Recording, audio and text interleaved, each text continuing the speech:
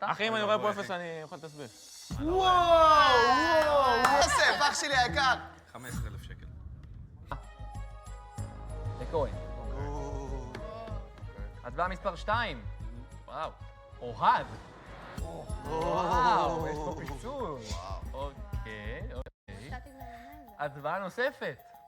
ניר. וואו. פה פיצול רציני. זה כיף שיש לי פה 15,000. הצבעה רביעית שתתחיל לקבוע את המשחק. כהן. זאת אומרת שאם יש פה דה כהן הלך. דה כהן. וכהן. יש! זה הפוך! כמה מדברת. מה אחי, אני לא יודע מי שם לי שתי אפסים. אני לא יודע מי אחראי לדבר הזה, אחי, ואני עוד מנסה לעבוד עליהם. להגיד להם שיש לי 15,000, אבל הם ידעו שאני משקר. אבל זה המשחק.